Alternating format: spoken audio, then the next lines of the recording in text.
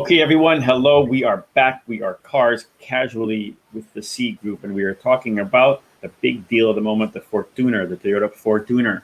We had some time with it. We haven't had a lot of time with it yet, so we're not going to tell you if it's bouncy or not or whatever, but we are going to tell you that it is a big deal new car.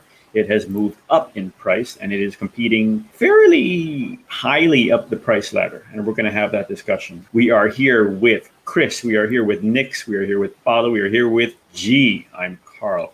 And now we rolled into the Toyota Fortuner. And I have to say that from my point of view, I love it as a vehicle. I do not love it as my own personal purchase. It is not the type of car for me. I think it is not as sophisticated as some of the other Toyota offerings, such as the RAV4, the new Corolla Cross. It's just not the same car, and I like sophisticated cars. We were having this discussion with Chris and Nix and Paulo, and sophistication, in my opinion, is not about adding tech. It's about how the car works, and this car is meant to work across a lot of platforms. Having said that, it is a very, very popular car and people really like it. And I have to say that, in my opinion, this is probably the Fortuner that would more likely than any other to inhabit my garage. I actually did like it. I liked it for different reasons than Paulo did, for example. And other people had different opinions. Nix is the pickup truck off-road guy, and he had an opinion that was different. Chris had a changed opinion as well.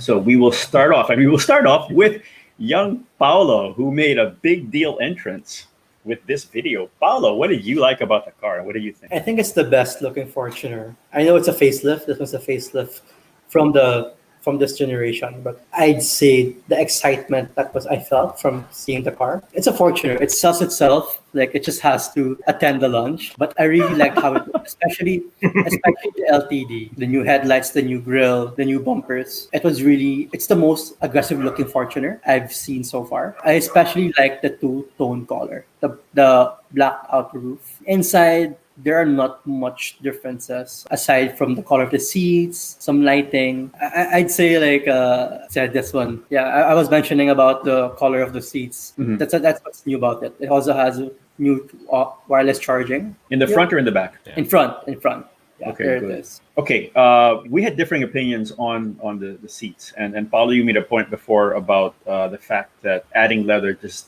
does not necessarily make things more luxurious.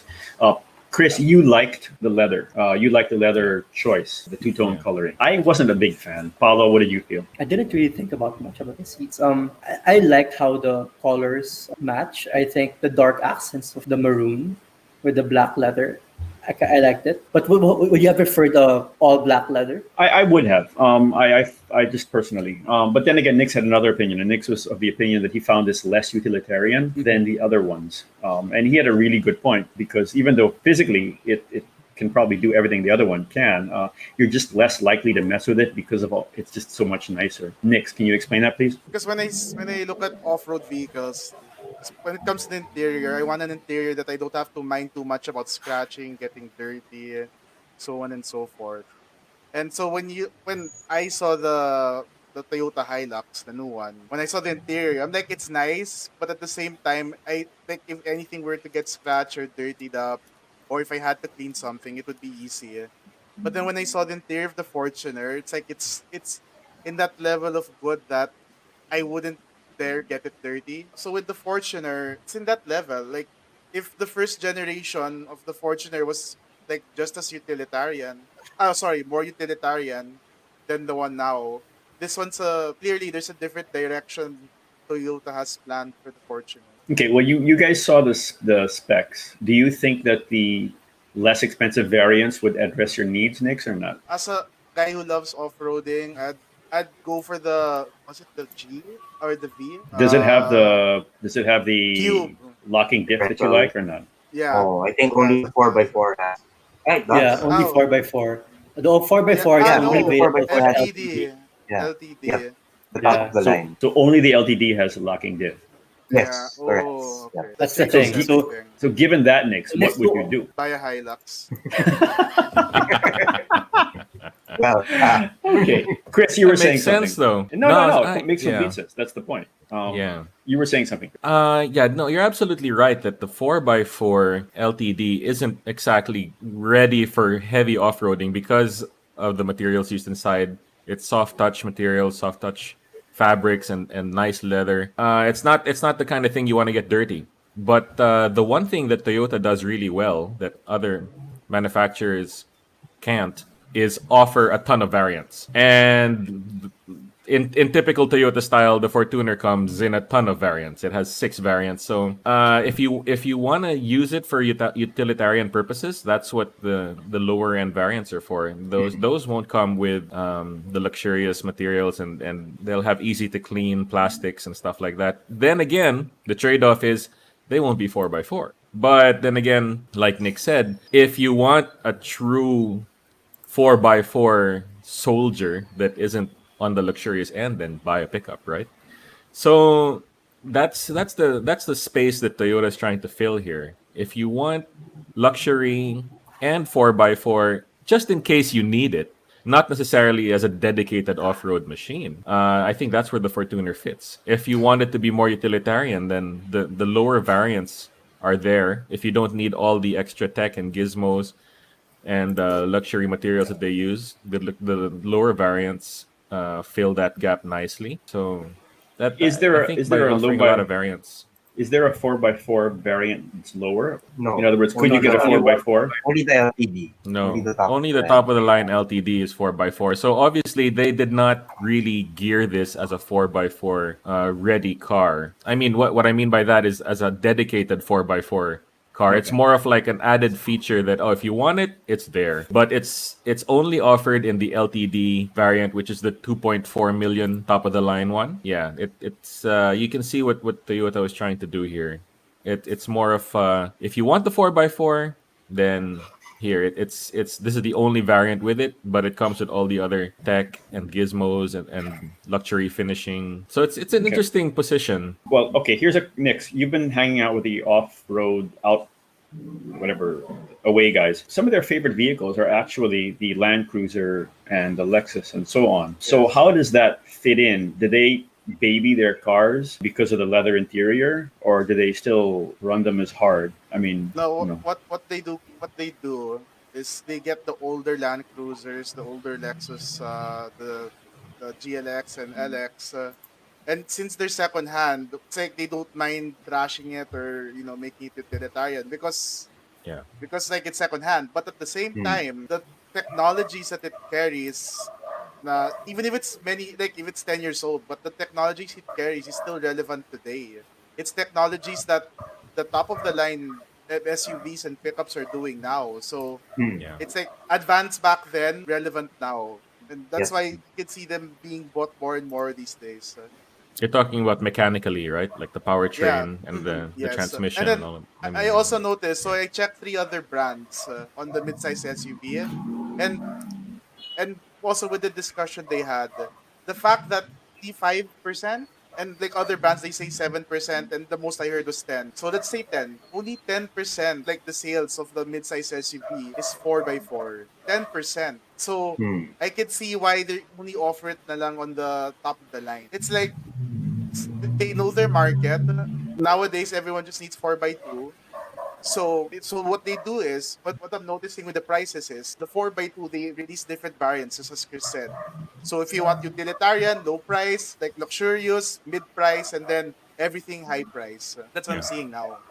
So okay. the cost of entry now for 4x4 is really expensive now. That's the downside. Okay, but Yeah. then your answer to that anyway, Nix, is the Hilux, right? So if that's Okay, what you were looking for. because yeah, just for people to know, you can get as long as you don't mind manual, but you can get a 4x4 manual Toyota Hilux J for 1.148 million.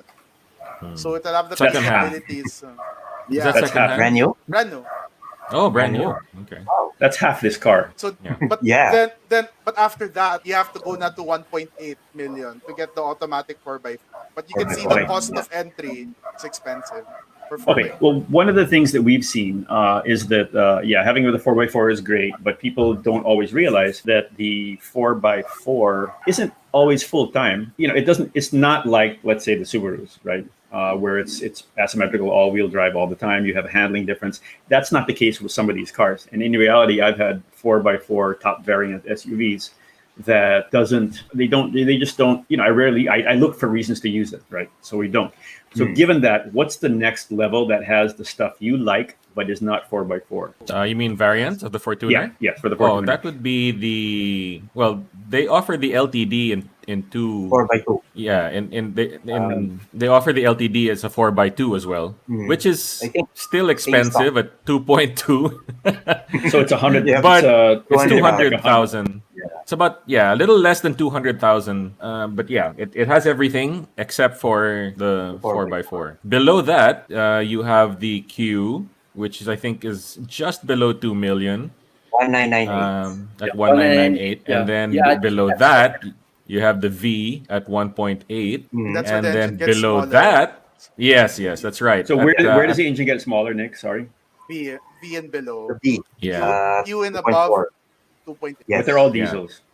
Yes, they're all They are diesel. all diesels, Right. but at the V variant you get the 2.4 liter, and that comes at 1.8. Below that you get the G variant automatic, which is 1.7, and then the entry level is Manual. a six speed manual 2.4 liter G 1633.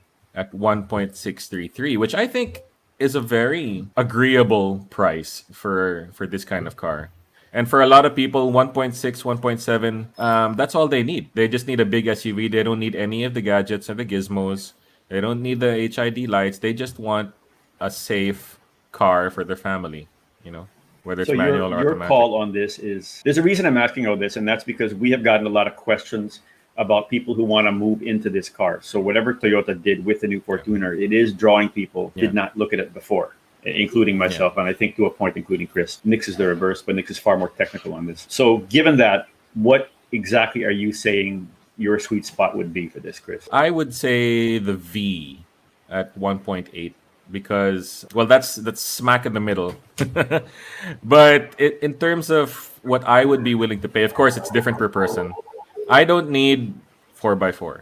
Although it's nice to have, it's one of those nice to haves. I don't need an awesome 9-speaker JBL sound system off the bat. That's something that maybe I could add in. I don't need the HIDs. Although I'm not actually sure what features exactly come at the 1.8 million mark, but price wise, that's what I would be willing to spend for my use at least. Yeah, that seems like the most agreeable thing.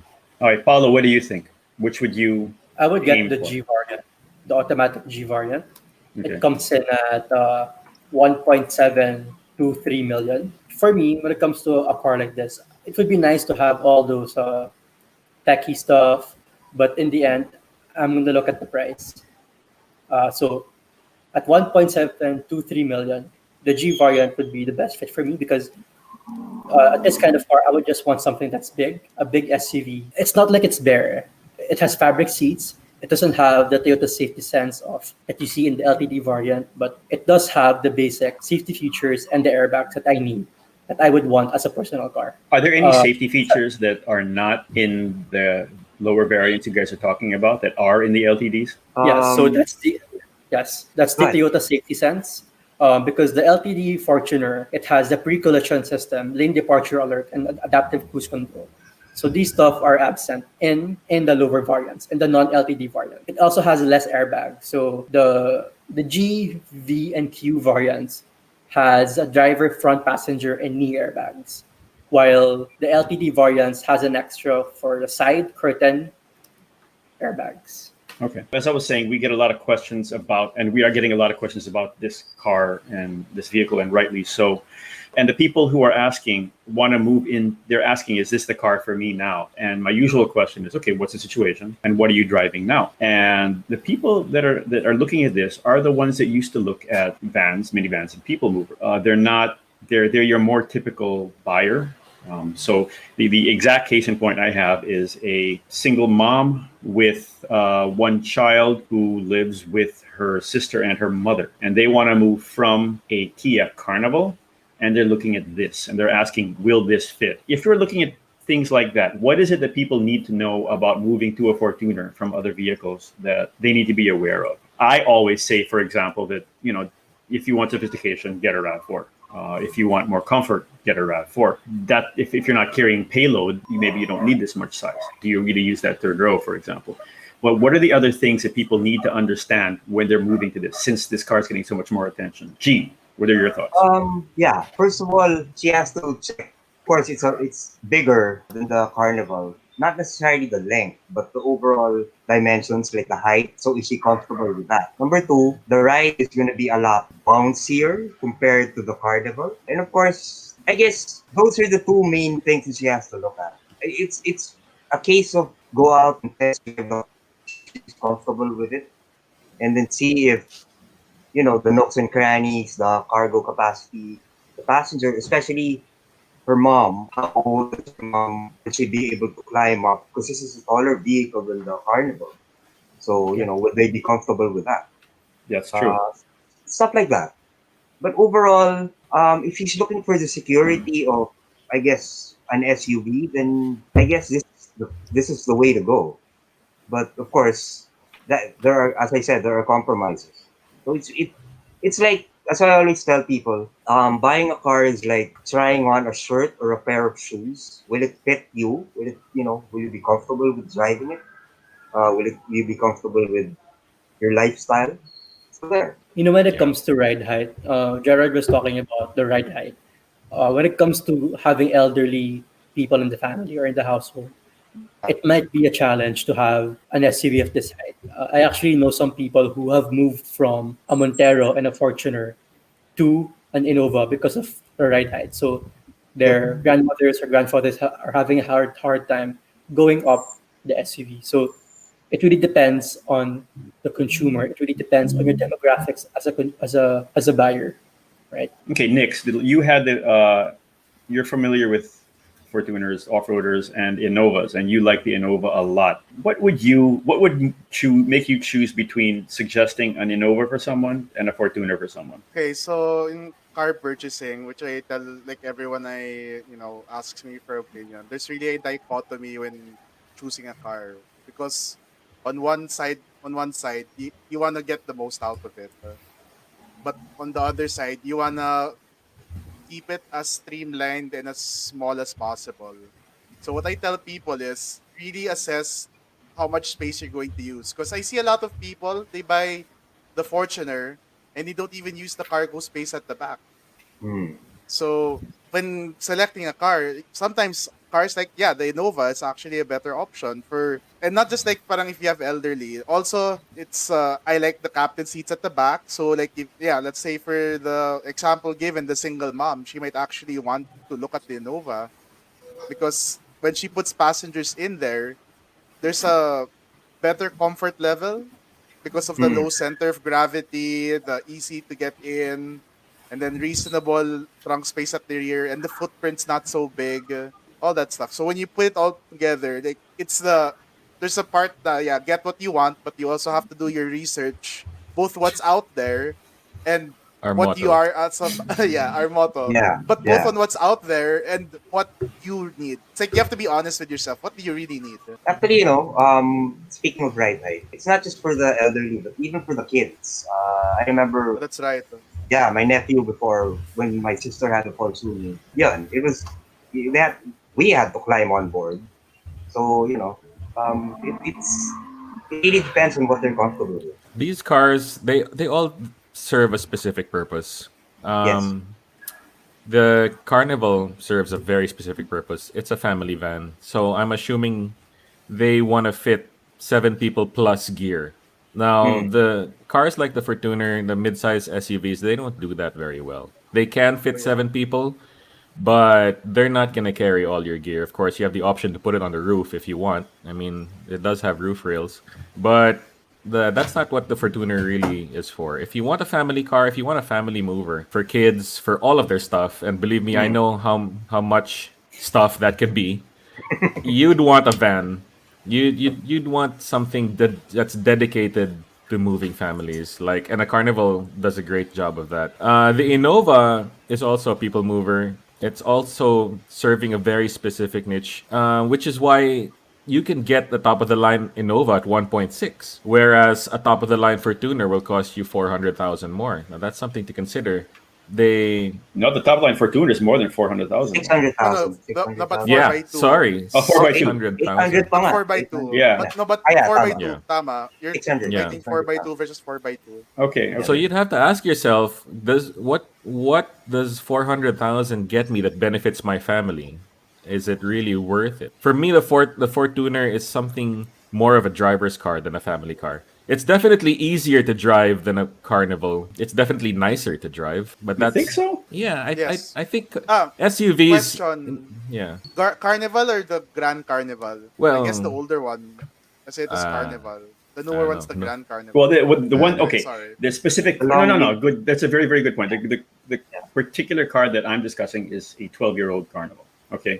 Oh, Okay. okay. So that Okay. is Which, in all honesty, that's a pretty good long life for that car. But And no, a no. good car. And a good car. Yeah. So no, Yes, you have a it- good point. If you were talking about choosing a new car, which I assume they're doing, is it a new? Would you look at a new Carnival? I would. I'm kind of. Do you think that this is an easier? Who said it was more driver's car? Nick, you Me. or Chris? Okay. Chris. Chris. Do you think Yeah. that? Why are you saying that? Because it's No, not a because handling car. in general, cars in this segment are nicer to drive than a van. I mean, vans are unwieldy. They're even if we're talking about minivans or family vans or even the most modern vans, they still won't be as comfortable to drive as cars in this segment as the mid-size SUVs. They're gonna be hard to park. They're longer. They're they're wider in general. So See, I'm kind of the complete opposite on that. I I know you like find that. Odyssey, so Well, yeah, the Odyssey is my stellar example, right?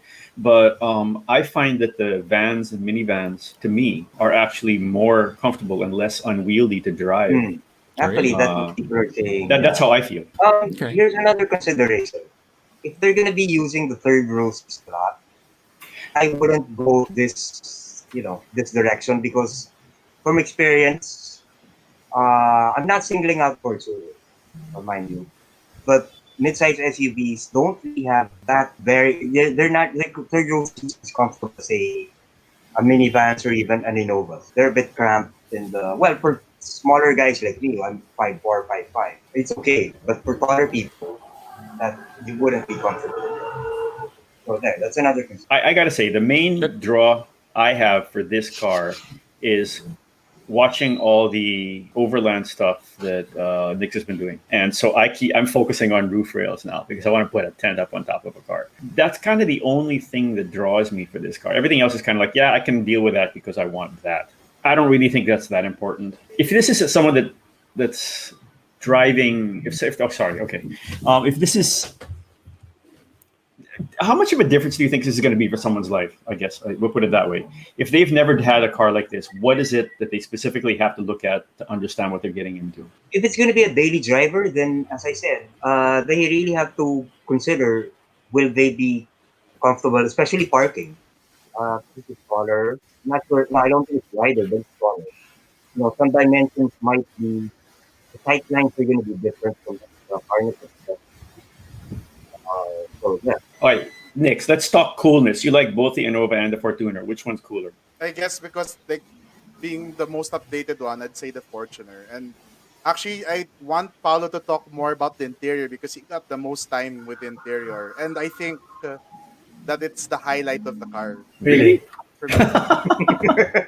I Paolo, do you agree with that? Do you think it's the highlight of the car? Well, there are some improvements and upgrades that are worth mentioning, especially at this variant. For example, in terms of tech, the wireless charging, the addition of Android Auto and Apple CarPlay across all variants. I think that's a huge deal. Although Toyota added that connectivity features in the late 2019 models already. But in terms of the layout of the dashboard, the seats, they're pretty much the same actually. They just added some niceties. For example, on the seats, the ambient lighting on the center console and on the side of the doors. The wood trimming on near the gear lever. It's a dark wood accent that is the same one you can see on the steering wheel. But aside from that, there are not much upgrades compared to the last one. I think it's more on the outside. Okay, so from your point of view, what's the biggest deal about this car then? The way it looks from the outside, especially in the LTD variant, it looks a lot cooler. It looks a lot more updated than the from the previous model. Okay, so Nix, you And like the the engine, inside. yeah, Paul, you like the outside. Chris, yeah. what do you like? Because your opinion changed on this car, right? Yeah, I like it overall actually because you know the okay, I'm not the only one with this opinion, but people in general have been saying that Toyota has a tendency to price their cars too high for what you get. High price and features wise a bit lagging behind the competition. So I'm sure Toyota heard that and they said, okay, you know what? Here's our Fortuner with everything in it. And you know, it's priced actually cheaper than the Montero by by uh, by a bit. By a little bit. Yeah. Yeah, but specs by spec to spec, there aren't that many things different between them. But this is Yeah. Toyota's effort into saying, hey, we can spec cars out pretty well too Mhm. if you're willing to pay. Well, is there So anybody I else that's doing the Apple CarPlay thing across the board? well, this I Ford. mean, Oh wait, across the no, board for no, all no, no, no, no, variants. no. That's not across the board. No. Yeah, I mean Not across the all board. Sorry, I mean variants. across the board. In if Paulo, Yeah. you're saying that, and if this is important to all of us, apparently, that's a key point. You said Apple CarPlay, Android Auto is available on all variants here. Does anybody else do that at this level or at any level? Good question. I don't think so. I don't think so. Yeah. No, because that means they Maybe really are from listening. You know, But I mean, if yeah, is this? Yeah, I'm actually not sure if this has. Oh yeah, it does. It does. Yeah, Apple CarPlay and Android Auto across all variants. Okay. well, that's what Paulo said, and if yeah. he was wrong, we'd be giving him a lot of grief. So Yeah, you yeah, know, yeah. he is No, luckily right. I double checked. I double checked, No, and no. yeah. But then if So I that's the don't. case, this is like what Nix was saying, which is basically Yeah, a bucket with Apple CarPlay. This is that. You can get it at yeah, whatever level you want. Mm. yeah. You So know? to me, this is really Toyota's example of showing that they're listening to what people are saying. The people have been demanding better features for the price, and Toyota's delivering with this. And I just hope it trickles down to the other models in the range too, like the Innova. If they manage to kit the Innova similarly to how they kitted the Fortuner, I think that would do really well. Yeah. So in general, the complaints that I had about the Fortuner have been addressed by this launch, and it's honestly back into my list of considerations if I was looking for a car in this segment where it wasn't before. Okay. Nix, you're the one who had a lot of time with Montero Sport. What are Okay. your thoughts on this? I mean, this is these two vehicles are priced higher than a lot of people expected. What do you feel? Unreasonably so. But like okay, on one hand, people will be like, yeah, 2.4 and then the Montero Sport 2.45 million's a lot. Even Chris doesn't like the price. But like when you consider, like, for example, like a rear locking differential, if you really want to install it on the car, it can cost you up to 150,000. So in that perspective, the additional prices are actually pretty good. But then okay, so like just a little comparo between the two, like I guess the one thing I like about the Montero Sport, even though it's 50,000 pesos more expensive than this Fortuner, is that the Montero Sport actually has a all-wheel drive mode that this one doesn't. Okay, can you explain that to people? Let me get a photo of the this one. Okay, so if you look here, you'll see that it's H2, H4, and then L4. So just a Okay, quick which car are we rundown. looking at? Wait, which car are we This is looking the at right now? this is This is the Fortuner. the Fortuner. Okay, so in the Okay, Fortuner, you have H2, H4, and L4. So basically, it's two-wheel drive and then four-wheel drive high and then four-wheel drive low. So this is for the really hard okay, so situations. that's basically Mm. what we're all familiar Yeah. with. Okay. Yeah. Yeah. The Okay, I don't have a photo, but the that's Montero okay, but Sport has a has one more setting actually. So it's a 4H high and 4H 4 H4 LC HC and H4 HC, something like that. But basically, just long story short, it has an all-wheel drive mode pa. So if you're just going through like highway on the rain and you want that extra level of safety, you can actually go to that mode. Mm. Unlike this one, you cannot drive around the highway or like through turns with H4. You can't do that. But with the Montero, you can. Okay, so the technical point is that if you have all-wheel, okay, it's the all-wheel drive limit. Okay, that's the Montero. But as a discussion point, because what you're saying is the difference between this and that in the Montero was that that setting allows you to drive at highway speeds with Yes, with all-wheel drive. turning. Yeah. Yes. Okay, is it so? It's a full-time, all-time Yes. system, which All-wheel is drive. like the car. I mean, that's where you get handling differences. Yeah. I'll try Okay. to put the card on YouTube on that video. Okay. Yes, please do. Because here's the thing: at that price level, 2.4, 2.5, whatever, I find it hard to go into a car like this. And I think we had this discussion there, and we said Outback, right? I mean, Yeah. it is a capable off-roader. It has the roof rails if you want to put a tent on it, and it's an awesome car to drive. So I guess it comes down to how hardcore you want to be off-roading, or do you really need the utilitarianism of this versus something like a van?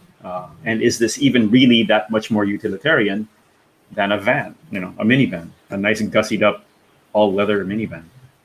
Do you think there's enough? Do you think the space in the back of this Fortuner is as much space as you would get in one of the minivans or the Innova? Versus The one Innova, no. I the don't one think complaint so. that people have over Toyotas, which includes the Fortuner and the Innova, is that the third row folds to the side. Yeah, it And grabs. that's a major negative that Toyota still has yet to address, where the competitors fold flat, which allows you to utilize a wider space. You can utilize more of the third row cargo space. Toyota's seats still fold to the side, and it takes up a lot of space. That's one complaint that Toyota still has to address. So, in terms of usable space for cargo, the Fortuner and the Innova will be less capable there than the competitors. Okay. Well, okay. So we've kind of gone through this. We've discussed the new Toyota Fortuner. We've had a little amount of time with it. We've changed our opinions. I've liked it more. Chris has liked it more. Nick's is more inclined to go with something more utilitarian. No, Paulo kind no. of likes it. I like for what it's trying to accomplish. You do. Okay. But for you personally, Yeah, not your there, thing. that's the Okay. correct. But for me Okay. personally, no. G, final call. Yeah. Actually, you know what? Admittedly, when this generation Fortuner came out, I wasn't too sold on it compared to the first one because the first one had some direction in the sense that it introduced the whole relatively affordable SUV to the market. Yeah. This one naman, the second generation, it was neither here nor there, but with this facelifted one, I must admit, just like Chris, it's back in my radar because Toyota has packaged it pretty well in the sense that they put in a good amount of features for each aspect. Like the engine is more powerful, there's a right amount of tech, there's a right amount of luxury. So overall, the packaging is pretty good, and I would really consider it, even in the top of the line LTD trim. If I had 2.5 million, I definitely consider it. So yeah, That All was right. well said. Okay. Like I could have Well, said it okay. better. So we have gone through the Fortuner. thanks. We like it. We have questions about it, and so on. But this was all sparked, well, because it's a Fortuner, but also because we got all these interesting questions about this car. And what we're finding is we're getting a lot of interesting questions from the people who are watching us. So, guys, we appreciate it. We have some questions on, and there's a really interesting one. We had a question about: are we just getting lazy in terms of when we buy what we buy from cars? Are we getting spoiled? Are we giving away too much in the just for trends or for whatever? And that's a really good point, and we would like to address that in the future with one of our other chats. But we like the questions. We like the people that are asking us questions, both visibly to everyone and the messages we get personally, because they're intelligent, because they actually break us out of what we're talking about, and they have us explain things. As an example, why this four-wheel drive is different from that four-wheel drive, and they're not all the same, right? So we appreciate the comments. We appreciate the questions. We would like to address them more. That's really all we're here for. We're here to bring you guys in to what used to be basically our chats in the office. And this is our chance to take this medium and this time in history to bring everyone in the way we've tried to from day one. So thank you very, very much, everyone. We appreciate your time. We appreciate you communicating with us. This has been the Cars Casually Gang with the C Group. We have Chris, we have Nix, we have G, we have Paulo. I am Carl. So this is an example of no matter what you do a good job at it. Thank you very, very much, everyone. See you in a week, if not earlier than that. Thank you very, very much. Goodbye.